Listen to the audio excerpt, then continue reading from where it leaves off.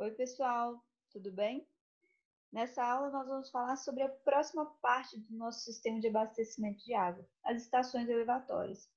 A gente sabe que ela pode estar em diferentes pontos, mas vamos seguindo aí a sequência que a gente começou a ver lá no início da disciplina.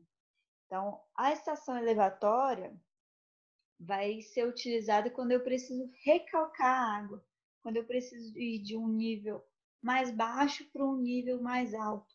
Daí eu preciso de uma potência maior dessa água, da movimentação desse fluido, para conseguir atingir esse meu ponto. Então, é para isso que a gente tem as estações elevatórias. Esse assunto de estações elevatórias eu resolvi dividir em duas partes. Então, hoje a gente vai falar basicamente sobre os tipos de bombas, as classificações de modo geral, e eu vou falar brevemente, porque eu acho que está bem mais simples, né, de visualizar esses pontos. E aí depois a gente vai ver outras questões hidráulicas em relação a essas bombas. Vamos lá. Então, basicamente, numa estação elevatória, a gente tem os diferentes componentes, né? Que entram os equipamentos eletromecânicos, daí a gente tem a bomba e o motor, as tubulações, e aí eu tenho tubulação de sucção, que vai trazer essa água até a bomba, e depois a tubulação de recalque, que vai recalcar essa água. E a construção civil, a parte de construção civil em si. Então, eu tenho o meu poço de sucção, onde a tubulação de sucção vai estar posicionada, e a casa de bomba, onde essa bomba vai ficar protegida. Então, basicamente, esses são os componentes da nossa estação elevatória. Sobre a bomba, que é o principal componente dessa estação. Quando eu falei para vocês, quando eu pretendo deslocar um fluido, e aí no nosso caso a água, de um ponto de menor energia mecânica para um ponto de maior energia, eu vou precisar de um equipamento que vai dar essa energia adicional, que vai ser justamente a bomba. Então, eu preciso desse equipamento para dar energia suficiente para que esse fluido consiga se movimentar para esse ponto de maior energia. Bom, então as bombas são esses equipamentos que vão ser utilizados para esse transporte dos líquidos e basicamente o bombeamento ele vai ser definido como o efeito de adicionar energia a um fluido, que aí eu vou conseguir movimentar esse fluido de um ponto a outro com potência suficiente, com pressão suficiente. Bom, para a gente escolher a nossa bomba, a gente tem que considerar questões diferenciadas. Então, primeiro eu preciso considerar a vazão do líquido, e aí a gente vai ver as diferentes classificações de bomba e vai entendendo onde que vai entrar cada tipo de bomba, em que situação vai entrar cada tipo de bomba. A carga, as características do líquido em si, então é um líquido mais viscoso, menos viscoso, tem contaminantes, não tem. As condições de pressão, temperatura, o regime de funcionamento, durante quantas horas eu vou precisar que essa bomba funcione e a flexibilidade operacional desejada. Então, a gente tem que avaliar todas as condições para conseguir definir qual seria a bomba mais adequada para aquela situação. E aí, basicamente, as bombas são divididas entre hidrodinâmicas ou cinéticas e volumétricas ou de deslocamento. Então, nas hidrodinâmicas ou cinéticas, eu vou usar o movimento cinético, né, para fazer essa transformação de energia cinética em energia de potência, em energia de pressão, desculpa. E aí, nas volumétricas, a gente vai ter um deslocamento de fato sendo gerado. Vocês vão entender melhor nas próximas classificações. Dentre todas esses tipos de bombas aqui que a gente vê alguns exemplos, as centrífugas são as bombas mais utilizadas. E daí elas vão ser o nosso principal foco aqui nos estudos e principalmente quando a gente for ver nas classificações, elas vão estar relacionadas principalmente às bombas centrífugas.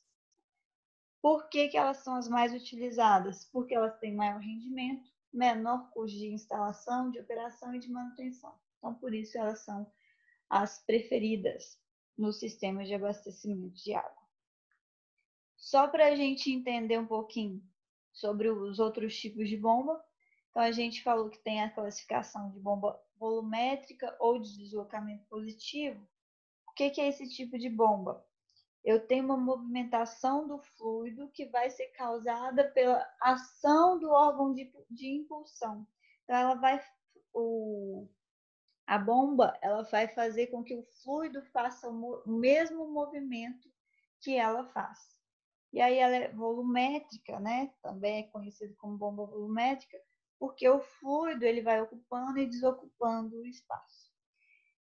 Por que a gente fala de deslocamento positivo? Porque o movimento do fluido vai se dar na mesma direção da força que é transmitida a ele.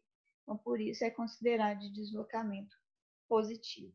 Então, aqui um exemplo que é simples da gente entender, eu tenho um pistão ou êmbolo. Então, na subida do êmbolo, quando esse êmbolo sobe aqui, eu tenho a admissão do fluido. Então, o fluido entra nessa região. E quando esse êmbolo desce, eu tenho a impulsão desse fluido e ele sai nessa região.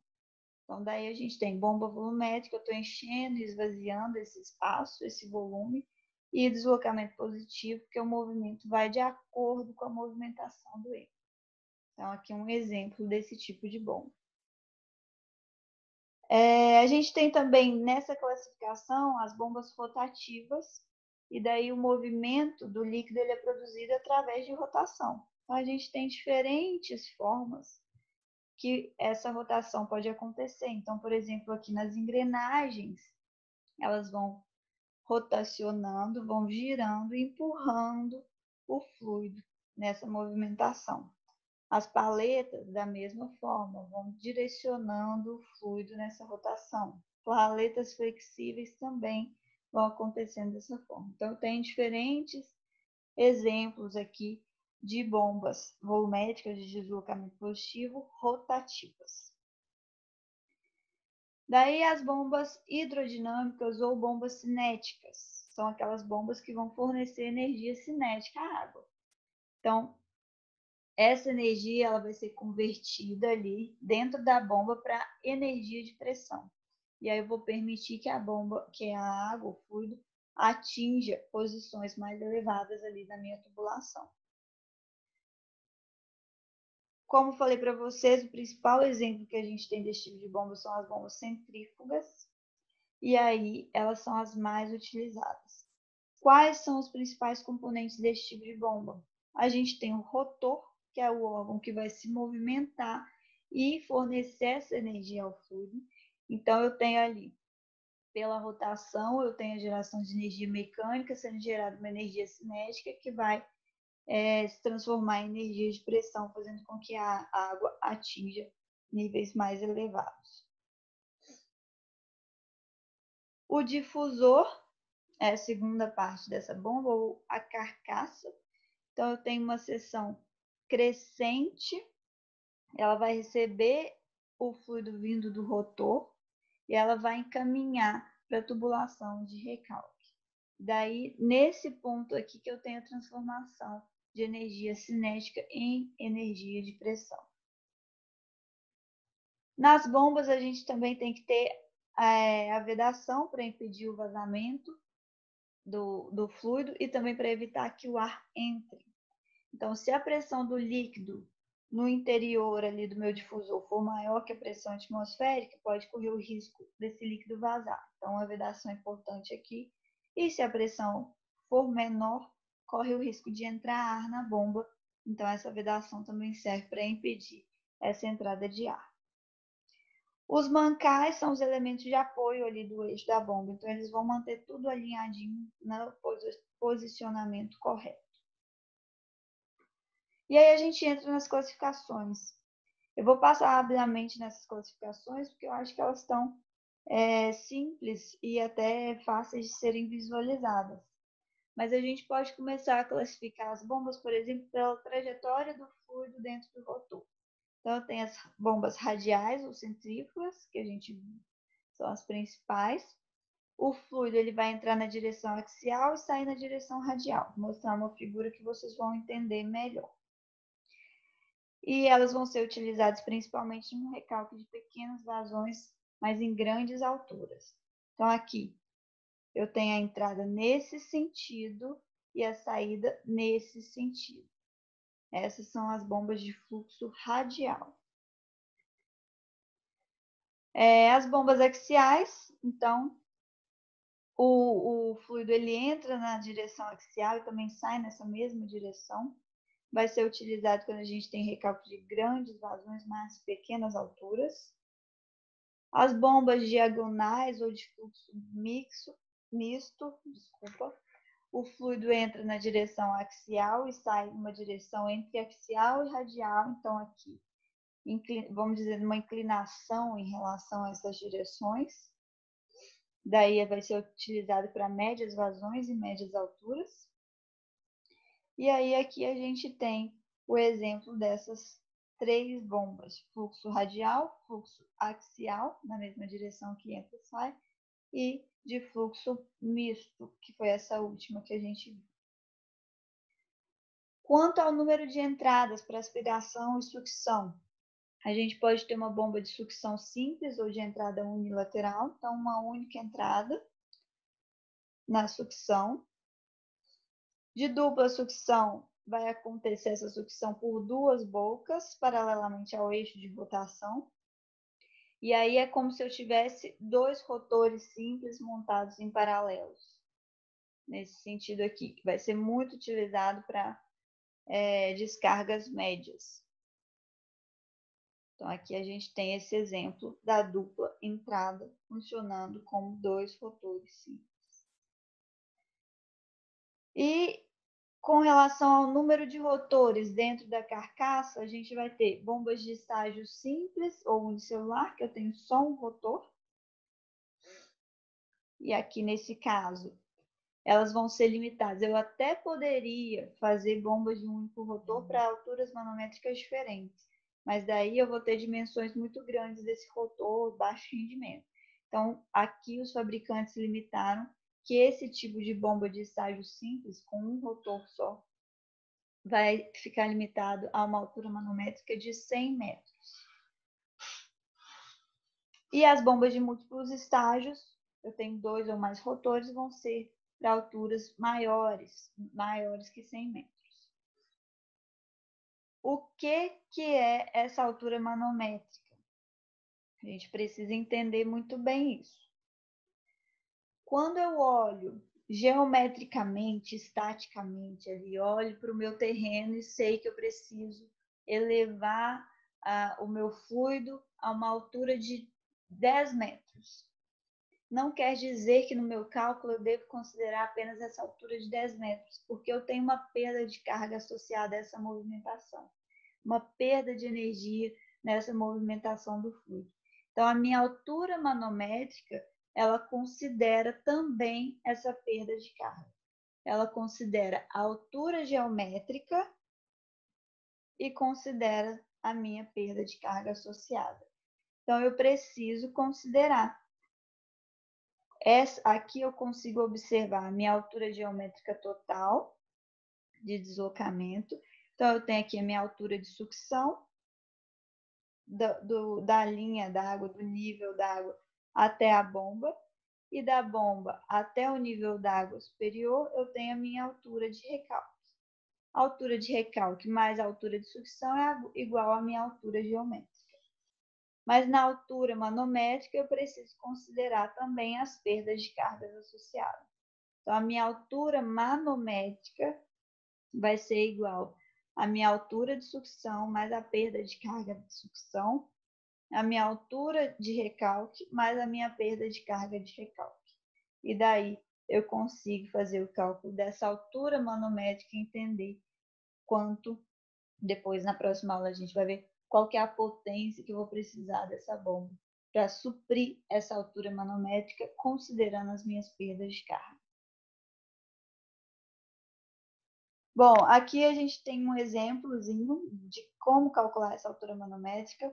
O exercício, a atividade desse tópico. É exatamente isso. É muito simples, mas é para que vocês consigam entender essa diferenciação entre altura geométrica e manométrica. Então, basicamente, para a altura manométrica de sucção, eu vou considerar a altura geométrica aqui de 4 metros, mais a perda de carga na sucção, que é 1,2 MCA. Então, daí eu chego em 5,2 metros. Para a altura manométrica de recalque, eu fiz fora de ordem, né? Eu vou considerar os 35 metros de altura geométrica, mais a perda de carga, e aí eu chego nesse valor. E a minha altura manométrica total, que eu preciso vencer, vai ser de 52,5, que é a soma das duas alturas manométricas ou a soma de todos esses fatores abordados aqui.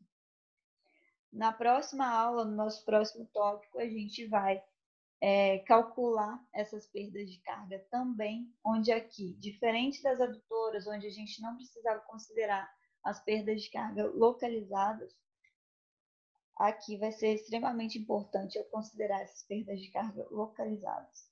Então, a gente precisa manter isso em mente.